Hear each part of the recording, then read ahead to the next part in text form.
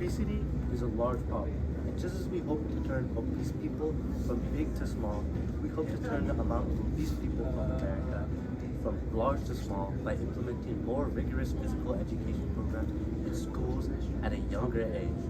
And I understand that we live in a society that is very body inclusive, and I'm all for that. I'm all for the concept of loving yourself and self-love. But I think it is important that we discern that there's a thin line between being healthy and living a healthy life despite your body shape and size versus actually being obese. So it's important that we must define that thin line. So according to the CDC, to be obese means to weigh 20% more than what your max weight limit is, depending on your body shape and size.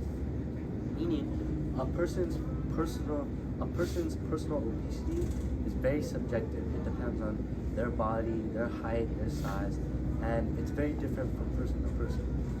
And so now that we understand obesity, it's important that we understand its prevalence and relevance in America. So if you just look at some modern statistics, in 2017, it showed that 41.9% of Americans were obese. And if you look at stats that compare 2017 to 2000, it shows that there's been an increase from 30.5% to 41.9% in America for the rate of obese people in America. And since we are focusing on implementing more rigorous physical education programs in schools at a young age, we zoom in on the child demographic. And it shows that the obesity rates for children have tripled in America in recent years, with 1 out of every 6 children being obese. So now that we understand the prevalence and relevance that obesity has in America, we have to obviously acknowledge why that's important. That's important because obesity obviously is very dangerous. It causes cardiovascular diseases, diabetes, cancer, it parts of the body as well as bones. And that's important. We want to lower the in America that have obesity so that less people are affected by this dangerous bodily symptom or like condition, you can say. So now that we understand just kind of like the background knowledge on obesity, let's look at the causes of obesity. And so while there are many factors that can contribute to obesity, environmental factors, psychological factors, genealogical factors, the 2 main factors that lead to the rise of obesity are not working out enough and not eating healthy enough. So let's look at not working out enough. In America, only 23% of the US population that are adults work out, meaning only 23% of Americans work out.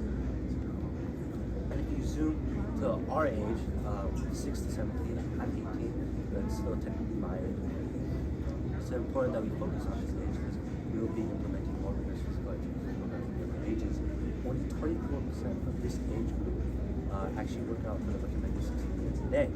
And if you look at high school students specifically, only 26.1% of these students work out every day for the recommended 60 minutes. And so that's the factor of working out, the lack of working out, the absence of working out that contributes to high obesity rates in America. Let's look at the factor of high consumption of junk food in consumer America. And so the food industry itself in America is worth $1.5 trillion. That's a large amount of money. And the fast food industry is the second ranked accommodation in the food industry in America, and the 35th ranked industry in general in America. And the fast food industry is worth $593 billion respectively globally. So it's obvious that junk food and fast food has a very cemented spot in America that allows it to affect most businesses. So these are the 2 main factors that have caused the rise of obesity in recent years. But it's also important that we acknowledge that while obesity is largely a physical problem, it is also a mental problem. A lot of people struggle with the mental barriers that it would take in order to overcome obesity and combat it. So it's important that we acknowledge that obesity is a problem of the mental sphere. So now that we know the causes, let's move on to the solution. And so you might suggest the most important solution that we can implement would be a change in diets of people in America. But But that's where you're wrong, because there have already been studies committed that show that implementing healthier diets for children does not combat obesity rates in America. And you can look at the Obama administration as an example of this. Michelle Obama, the first lady, when Obama was president, tried to implement healthier dietary restrictions in school lunches across the nation. And studies like this and other studies have shown this is largely ineffective, because even if you force a student to eat healthier in school, it is more than likely that they will maintain the same unhealthy eating habits at home. So even if a student, say, eats the greens, the right amount of vegetables and carbs at school, they can eat junk food at home, sweets, and that largely cancels out all the progress that is being made at school. So studies have shown that trying to address obesity through dietary needs is largely ineffective.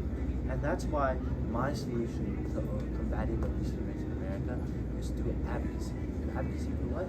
Advocacy for policy change on a state level, for change the education system of schools nationwide. And the advocacy that policy that I want us to advocate for is policy change that would implement more rigorous school education programs in schools around the nation at a younger age.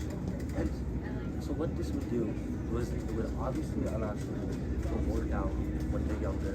So that means while they're younger, they would be healthy, they would have healthy physical bodies, they would be maintaining a healthy physical lifestyle. But what it also would do is be teaching them at a young age to build healthy habits when it comes to physical lifestyles. They would be wired to believe that it is normal for them to work out daily on a normal basis, teaching them healthier bodies and healthier minds. Think about it. Children are very susceptible to try new things, and they're curious about everything. So you tell a child to work out when he's young, he's not gonna say, "Oh, you know, working out." You go, "Oh yeah, let me work out. This sounds fun." And so while we try at a young age to cement that habit of working out, and thus the future generations will be more used to working out.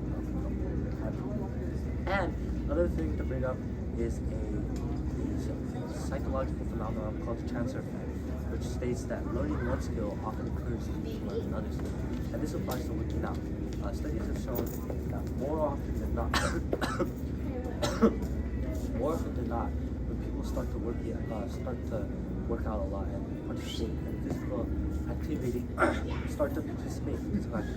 they often encourage to eat healthy and pursue healthier dietary needs. So not only would physical change, more rigorous physical education programs being implemented in schools at younger ages, inspire physical change, and also inspire dietary change to evolve the process.